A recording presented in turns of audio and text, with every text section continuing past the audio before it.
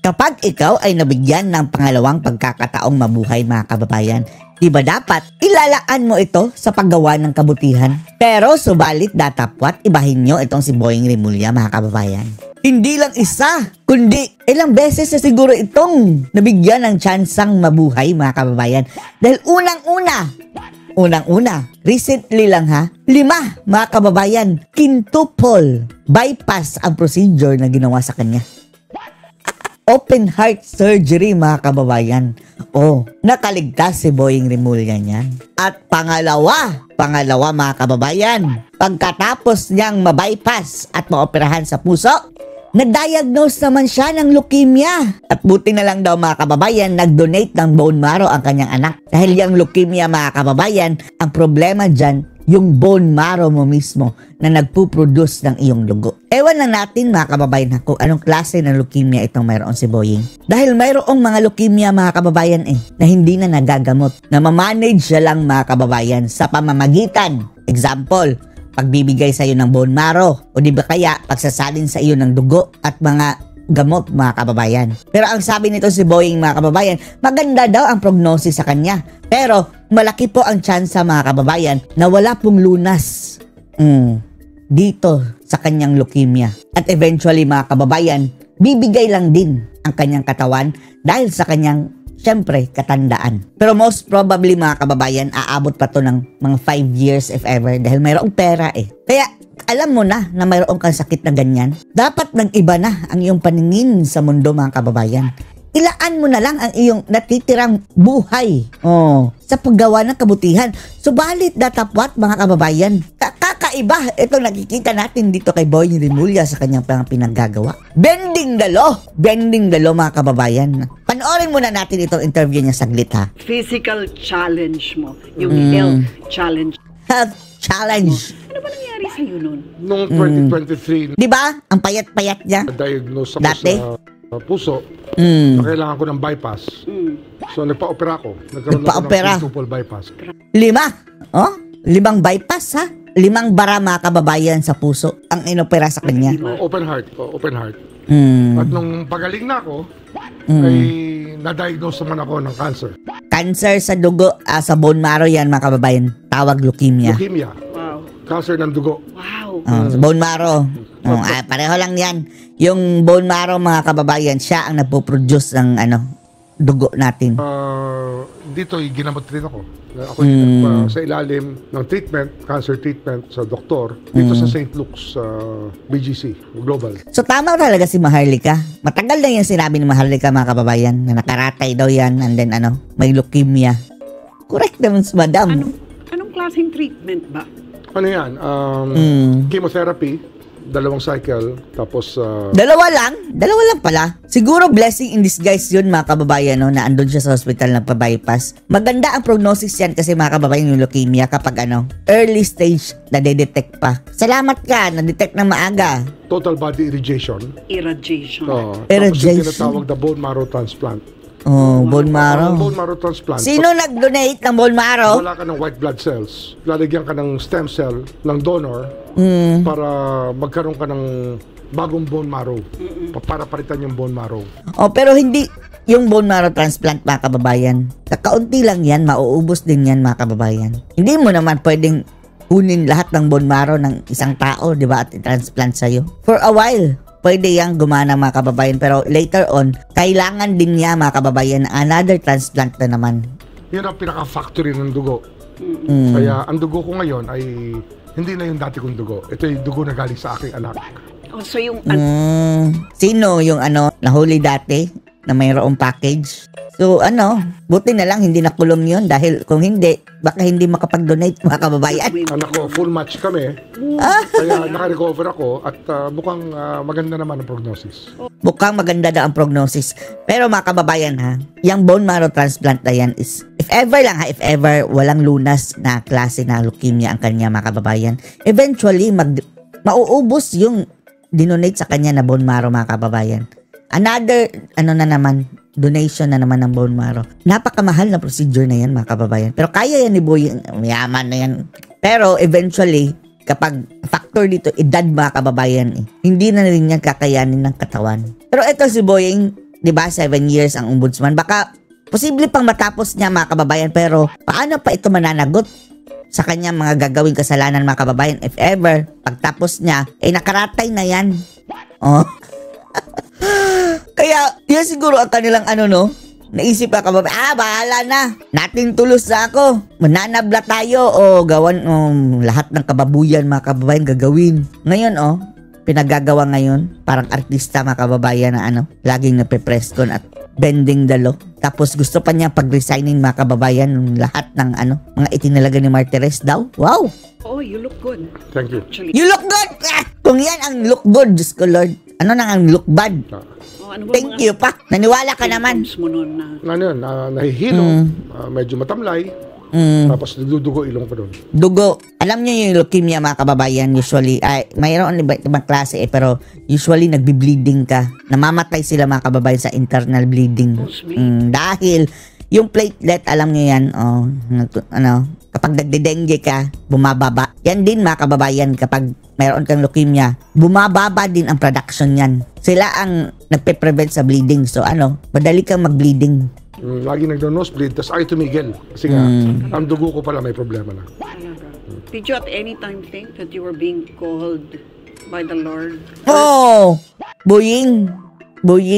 Ano yung mga plano mo ngayon, Boying? Matakot ka naman sa Diyos, Boying. Ito mga panggigipit na pinaplano nila, mga kababayan. Alam mo na. Sana ma-explain ito si Boying, mga kababayan, na hindi po basta-basta ang mga kababayan, yung sakit na yan. Posible pong walang cure, mga kababayan, talaga. Posible. Management na lang ang gagawin. And eventually, bibigay ka rin. Huwag ka nang sumali sa mga kabalasugan, Boying. Refuse to think of it that way. Oo, ayaw niyang mga kababayan. Magbalik loob ka sa Panginoon, Boying. I refuse, ha? Tinanong siya ni Luchi, mga kababayan, calling na ito ni Lord. Ang ganyan, mga kababayan. I refuse to think it that way. Jesus ka pa naman, Boying. Sino gusto tumawag sa'yo? Si Taning? Kasi So, nga, Lord. ang tingin ko lang, tomorrow is another day. Tomorrow's another day. Get through the night, mapalipas mo lang ang gabi, pagising mo sa umaga, isang araw na naman yun. Ay, walang ka mga kababayan. May kaluluwa ka ba, Boying? Diretso lang. Ay, Diyos ko lang. But did you ever Wala mga kababayan. Parang matigas pa to sa mukha ni Admiral. at that moment that you had a role to play that you had not been playing to the best Dapat, that you could? Dapat, mga kababayan, Ligasiya man lang naman. Na ibibigay mo sa bansang ito. Ngayon, ang ligasiyang binibigay, mga kababayan, puro kabalastugan. Boying, lalong-lalo na't may sakit ka ng existing. Katakot-takot na negative energy ang matatanggap mo kapag lalo ka pang pagiging hudas. Hindi naman, wala naman. Siguro meron talaga sa akin na marahil may iba pa akong gagawin sa mundo. Ano yan? Sa nakikita natin, mga kababayan, mga kabalastugan. Lalong-lalo na ito, itong kanilang inumpisahan na, mga kababayan. Kaya, Di ba absurdo agad niya, mga kababayan, si Gwen Garcia? Grabe, ora mismo. tuloy-tuloy ang aking paggaling. Pero maraming hamon. Tuloy-tuloy, huwag kang pakumpiyansa. Hindi ka pa totally healed, totally cured. Alam niyo yung parang daughter-in-law ni Annabel Rama, mga kababayan. Leukemia din yun. Ang daming pera, mga kababayan, ha. Wala na. Hindi nagtagal, mga kababayan din. Pero ibang klaseng leukemia yon. Pero ito kay Boying, mukhang maagang nakita, mga kababayan, Kaya medyo naagapan pa, pero eventually yung mga leukemia ganyan, kapag sa bone marrow ng problema, always kang magpapa-transfuse ng bone marrow, mga kababayan. Transfuse ba yung tawag? Transplant pala ng bone marrow. Pagkatapos ng lifetime treatment, meron pa rin mga problema. Yeah. Pero hindi, tuloy-tuloy lang. Tuloy-tuloy lang ang kahudasan. Pero meron pa ako ibang gagawin, kaya gano'n. Ay, Diyos ko, Lord. Tanggapin mong Panginoon, wag mong tanggihan. Para sa kanya, hindi daw niya iniisip, mga kababayan, na mayroong calling ang Diyos sa kanya, Diyos ko, Lord. Yes ba? Gusto lang niya, another day, another POV, ganyan, mga kababayan. Ito na ang gagawin mo. Kaya naman ito, pati si Atty. Topacio, mga kababayan, hindi pa rin niya halos matanggap, mga kababayan, itong mga kabalastugang ginagawa ni Boying Rimulya. Ang hindi flawless, mga kasama, ay yung Ang hindi ginagawa flawless ng ating ombudsman. Ombuds Ito Boying. ang kalokohan nitong taon to. Sinabi ko na sa inyo, ayaw nyo maniwala sa kalokohan? akin. Walang Mayroon ng leukemia, mga kababayan, pero ang pinaggagawa, kalokohan. doon sa JBC, talaga namang lahat yata ngayon ay bulag pipi at bingi na. Sinabi ng i-weaponize yan, i-politicize niyan ang Office of the Ombudsman. Kita nyo, Yan mga kababayan, wini-weaponize ang kanyang opisina. Ginagamit mga kababayan, bending of the law. Diyos ko Lord, Boying Rimulya na mayroong leukemia. Ito, naaawa tayo na nagagalit mga kababayan, na dapat sana, gumawa ka na ng kabutihan, Boyinging. Tapos ngayon, puro kahudasan pa mga kababayan. Tapos parang magpapaawa pa na may sakit ako Hayaan nyo na lang akong mambalasubas dito. ang ginawa nitong bagong lokohan. ombudsman natin, ha? Noong October 22, nag-issue ng office order na lahat daw ng empleyado na may salary grades 25 to 29 magsumiti ng courtesy resignation. Pinagbibitiw niya mga kababayan. Bakit? Bakit pa pagbibitiwin? Paano na yung security of tenure mga kababayan? Paano kabuhayan nila? Dahil bago ka? Hindi naman yan plantilla mga kababayan na kapag kung sino ang presidente, aalis na. Sa makatuwid, yung ombudsman nga mismo mga kababayan, hindi nga yan sunod-sunuran kagaya ng cabinet secretary na kung bago presidente, bago ang ombudsman. Hindi. Meron siyang fixed term. Kagaya lang din ng mga katauhan niya mga kababayan, pero gusto niya pagbitawin. Lord. Diba itong administrasyon na ito napakahilig sa resignation? Mali yun. Natatandaan mo, di ba, noong si Abalos ay bago-bago, pinag-resign yung mga colonel, mga general. Walang hiya yun mga kababayan. Diyos ko. Pautot lang pala nila yun mga kababayan na pinagre-resign daw lahat ng mga officials ng AFP, PNP. Iilan lang pala mga kababayan ang tinanggap. Akala natin lahat talaga totohanan. Another drama na naman. Ano ba problema ninyo? Hindi nyo ba alam yung security of tenure provision ng Constitution? Ngayon, ang kanyang dahilan, reorganization. Opo. Okay yung Kabaliwan na naman. Dahil bago ka dyan. Pero you have to respect the law. Ang problema, hindi pa nga ombudsman to, si Ben Dalo na to, di ba sumang-ayon niya ni Erwin Tulfo? Dalo. Tapos ang sabi niya mga kababayan, hindi naman ibig sabihin na Ben Dalo is break the law. Ungas! No such thing is bending the law without breaking it. Hindi mo mababaluktot ang batas mga kababayan. Dahil ang batas ay tuwid. Kung babaluktutin mo ito, it is as good as breaking the law. Kaya mas Bendalo daw, pwedeng i-Bendalo. Okay siya. Kaya ang tapat niyang apelido yung Bendalo Bindalo! Kita niyo naman. Boying Jesus Crispin Bindalo. Sana po magising sila. Yung mga taong ito, yung iba dito ay matagal na sa ombudsman. Opo. Ngayon, pinagre-resign niya, gusto niyang i-reorganize. Pwede ka mag-reorganize, but you cannot reorganize ng gusto mo.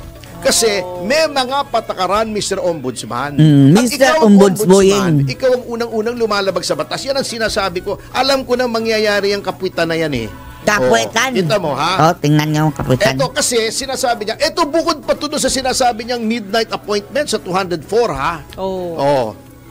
Alam niyo, So, hindi pa pala yan, yung 200 plus mga kababayan na pinag-initan niya. Aside pa yan. Hala, sa kanya na lahat mga kababayan. Lahat na lang sunod-sunuran sa kanya. Diyos ko Lord. kasama, Animal tignan ka, lang natin Boying. yung Office of the Boying, Ombudsman, ha? Okay.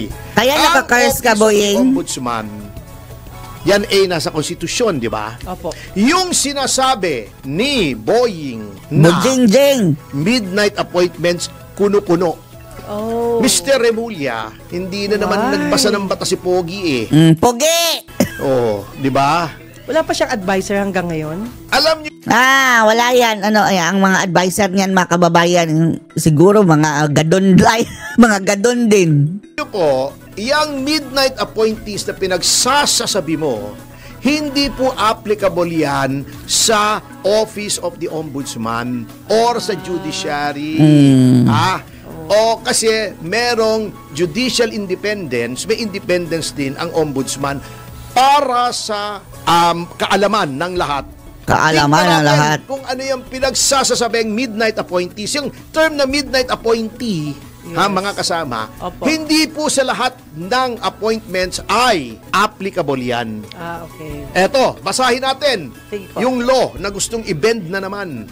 Alam mo, mahirap tong culture na bend the law Bend the law! Ating administrasyon ay ginagawa ngayon. Okay ha? Tignan natin. Huwag na kayong maniwala sa akin. Ito ha, tignan natin. Article 7, Section 15 ng Saligang Batas. Opo. Yan. Bendilaw. Ito ha.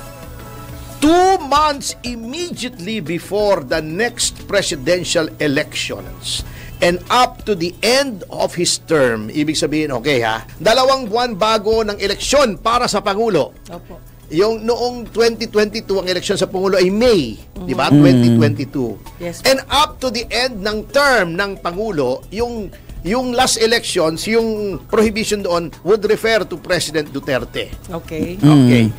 2 months before May at hanggang noon of June 30, Opo. 2022, a president or acting president shall not make appointments. Hindi Yan lang, yan lang ang midnight. mag-appoint except temporary appointments to executive positions when continued vacancies therein will prejudice public service or endanger So ano pala sasabi ni Boying na midnight? Ayun. Yun. Hindi ka pwedeng mag-appoint pag paalis ka na sa termino mo. 2 months before May. So March, hindi ka na pwede. Apo. Hanggang June, hindi ka na pwede mag-appoint. Yan ang midnight appointment. But take note. Ito po ay nasa Article 7. Ha? Ano yung Article 7 pag tinignan nyo ang ating konstitusyon? The Executive Department. Executive Kasi Section Department. 6 yan, Legislative Department. Okay. Section 7, Executive Department. Ha? Opo. Ang Section 8 ay Judicial Department. Sunod-sunod yan, 6, 7, 8. Okay. Okay. Therefore, may principle sa batas. Ha? Opo. Inclusio unius es exclusio alterius. Exclusio If you include unius? some, you exclude the others. Ano nakalagay dito? Latin. A president or acting president. May Gelatin. nakita ka bang ombudsman dyan? Wala. Diba? Bakit? Sapagkat ang konsepto ng midnight appointments ay applicable lamang sa president or acting president. Okay. Kaya Hindi pala. po kasama ang judiciary. Maliwanag po yan. Yung courts. There's no such thing as midnight appointments sa court. Opo. In the sense contemplated by the Philippine Constitution. Ayun. Wala rin yan sa ombudsman. Bakit? Di ba ang judiciary hindi applicable yung midnight Boying. Because the judiciary should be independent. Therefore, yung rules sa appointment sa executive hindi effective sa judiciary. At hindi rin po effective yan sa ombudsman. Okay? Sapagkat yung article Makinig po ka, Boying. sa ating konstitusyon, which is Article 11, Para hindi ka magbebendang. ay nagsasabi sa Section 5, and I quote, there is hereby Another bending created the law. independent office of the ombudsman. The ombuds, Boying. Okay, yung susunod po, bumaba pa tayo sa Section 6. At ito, ang nasusulat. Basa. The ombudsman shall have the power to appoint his officials and employees. Okay, siya nag-appoint. May limitasyon ba? Meron. Okay.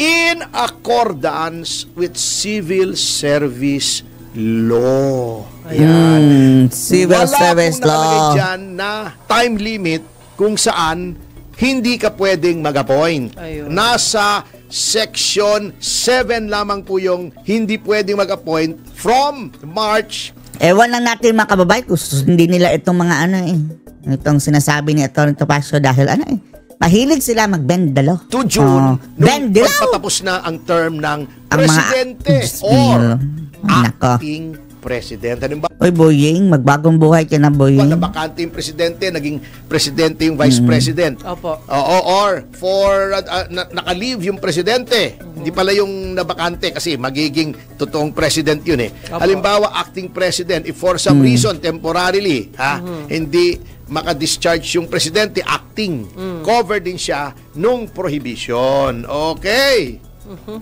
Wala pong nakalagay dito. Walang nakalagay. Kung hindi bawal, pwede. Anong limitasyon lamang? Katulad ng sinabi po natin, civil service law. Yan. Mayroon na pong mga kasong pinagdesisyonan dyan. Dito sa Mayroon na palang jurisprudence. De Castro versus Judicial and Bar Council. Sinuli nan? Noli? Kung saan may nag-appoint na tinatawag na noon ay sabi nila midnight appointment daw sa Supreme Court. Sinabi na ng Supreme Court that the term midnight appointment does not apply to the judiciary. Okay? Opo. Hindi po kasama sa judiciary. Therefore, hindi rin po kasama ang ombudsman dyan. Kasi katulad ng Ombudsman. judiciary, independent din ang ombudsman. Ayun. Ngayon, the question remains, yun bang mga inappoint na yon ay saklaw ng civil service? Ang sagot ay oo. Bakit? Dapat. Tinalakay na po natin yan. Yun pong 204 na kine-question na midnight appointments. Yan po ay dumaan sa proseso. Noong 2024, nag-request ang Office Hindi of naman the yun midnight Ombudsman. appointment. Inaprubahan ng DBM. Ang nag-staffing niyan ay ang Civil Service Commission. Yung mga in-appoint, inassure na civil service eligible. Diba may civil service eligibility. Nag-exam po yan. Hindi naman basta sinabing, eligible ka na. Diba merong second May grade, exam, mga may kababayan. first grade. Oo, na civil service eligibility. Yan po ay mayroong proseso. At lahat po yan ay dumaan sa proseso. Hindi lang kung sinong pinili ng dating ombudsman, ini-mini, mini mo, ikaw na. Ini, mini, mani, Kailangan sundin po yung qualification. Kung abogado, siyempre dapat abogado. Ini, dapat mini, kasama mini, sa mo. bar, dapat walang kaso. Di ba? Oo. Oh, si Boying may kaso nga mga kababayan. Doon pa mismo sa ombudsman. Tapos binadali. Oh, di ba? Magic. Pending dalo na naman. Yun namang ibang pinagre-resign na hindi kasama rito, yan pong ginagawa ni Remulla ay labag sa konstitusyon. Oh, unconstitutional mga kababayan, no? Bendalo na naman yan eh. At yung sinasabi ni Remulla noon na eto parang ruler, i-bend mo without breaking it. You're already breaking it. You're not just bending it. Yung bending nga masama na yung breaking pa. Ito Napaka-idiot mga kababayan. That is a plain ating stupidity. batas Ang kababuyan mga kababayan. Civil service. Okay.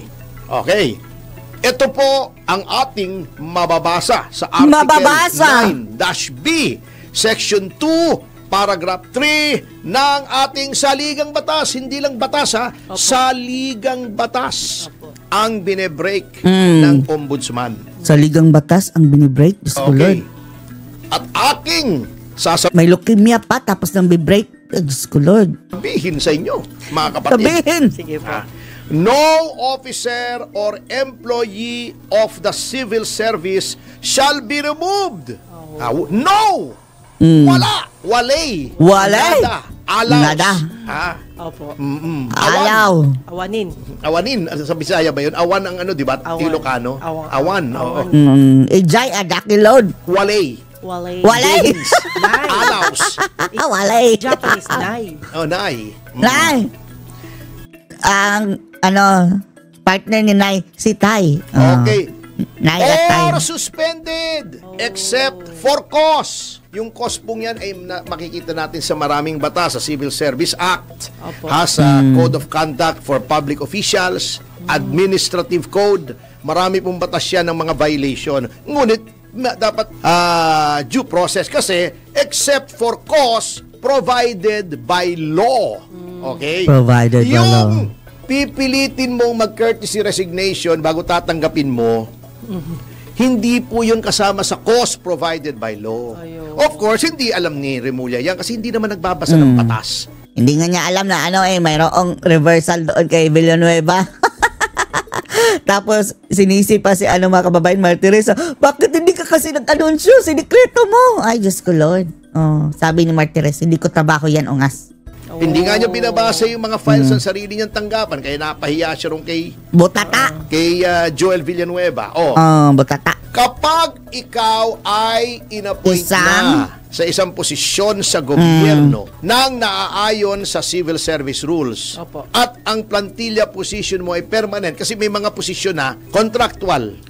'Di ba? Merong yung job order, Yeah. yung casual ang tawag Opo, nila. Hindi po casual. kasama 'yon. Opo. Yung permanente at itong mga nasa salary grade 25 to 29 na pinagre-resign, pinipilit mag-resign ay mga permanent.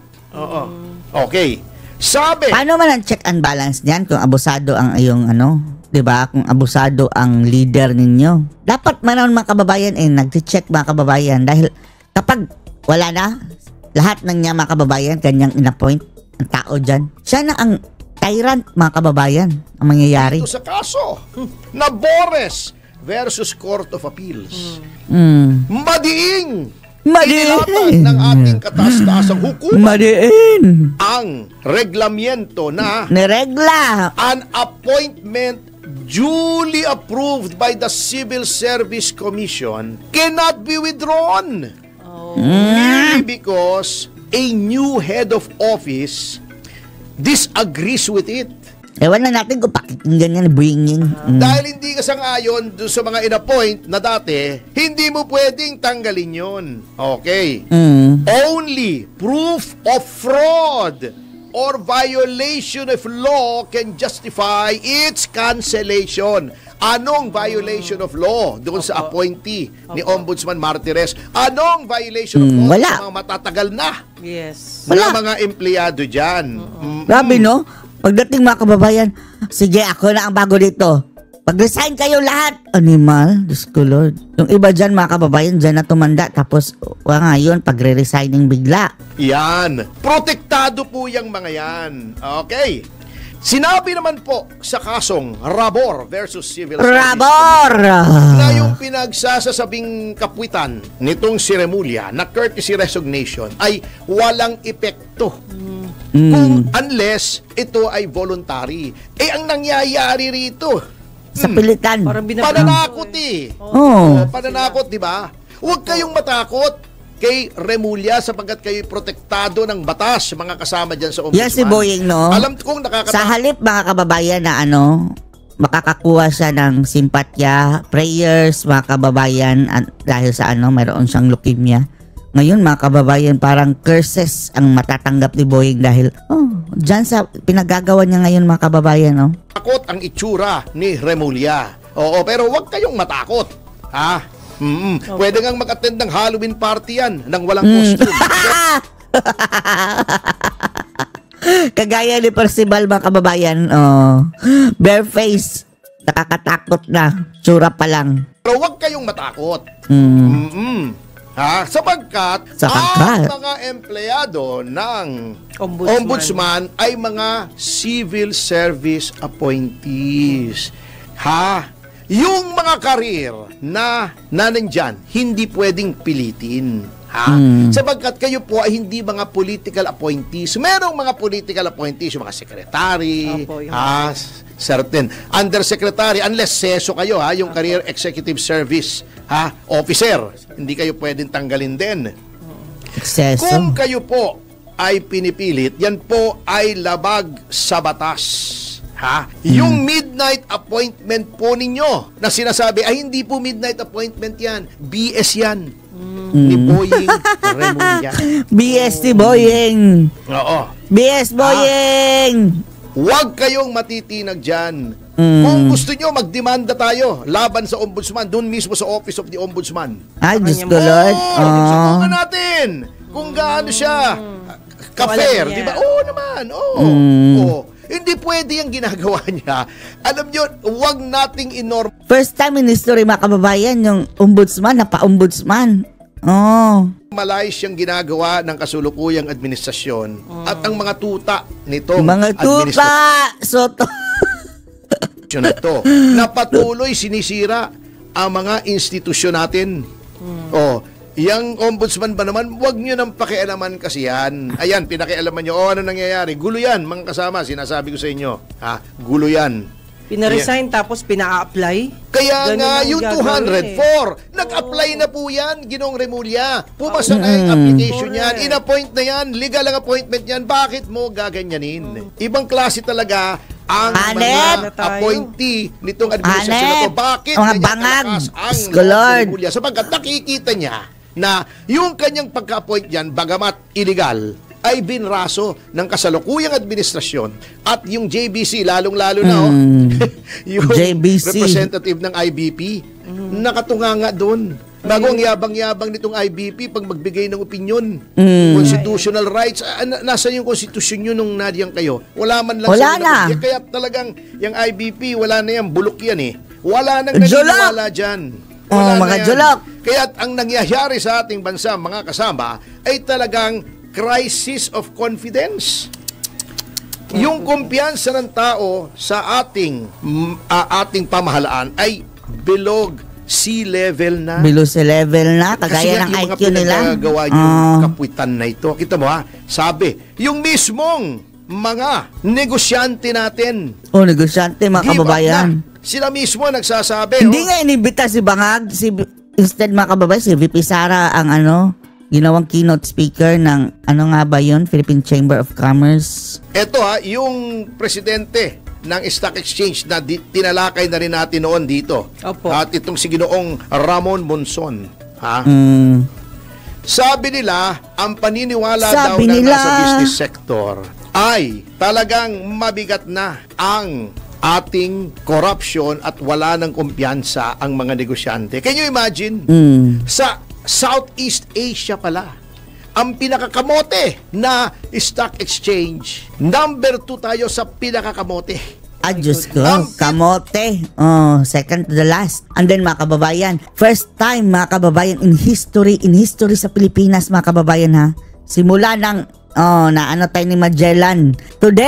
Yesterday pala mga kababayan, ang pinakamababang mga kababayan rate ng peso ever lowest in history mga kababayan. Mabigat. Weakest value of peso in history ever under the weak leader mga kababayan. Itong weak peso value. Thailand, kasi may kaguluhan din sa Thailand, di ba? Ang pinakamababa na Pinaka-Renato antas ng Babalu stock exchange ngayon ay Thailand. Sumunod na tayo. Can you imagine sa Southeast Asia? Di ba noong una, in the wake of the confidence engendered by the overwhelming election of President Marcos Jr., Opo. ang ganda-ganda ng outlook sa atin. Di ba? Totoo yan. Sabi niya, para maiangat muli ang tiwala ng taong bayan sa ating pamahalaan, naghihintay ang business sector kung anong gagawin ng ICI. Sabagat sa ngayon, wala pa rin silang tiwala. Sabi nila, tignan natin. Wait and see kami. Kung anong gagawin ng ICI, katulad niya, no? Puro kapuitan na ang ginagawa. I-televise. Pagkatapos, Itatago. pagkatapos, papantahin si Martin Romualdez. Ang tagal-tagal na natin sabihin, i-ano niyo yan, i-livestream niyo yan. Hinintay muna mag-testify si Tapusin muna si Martin bago i-televise. Martin. Pagkatapos, bigla magsasalita isang miyembro, na di naman yata abogado, si Singson. Hindi pwedeng gawing state witness si Diskaya. Di ayaw na. Bakit kami magko-cooperate sa inyo? Bakit namin i-release ang aming buhay? Aming Tuturo buhay. namin yung mga mastermind, hindi nyo kami gagawing state witness, hindi nyo pa nga naririnig yung aming testimonya. Kalokohan na po yan, wala na yan, diversionary Kaululan. tactic na lang yan. Ngayon, kung ano Kalokohan. ginagawa, ididemanda si Duterte ni Trillanes, na naman si Trillanes. Tama, malapit ng Halloween. Asong ulul! Ulul! Hindi nagbago si Trillanes. Anyway, magpapatuloy po ang ating pag-aaral sa pagbabalik ng Yes, Yes, Yes, Show.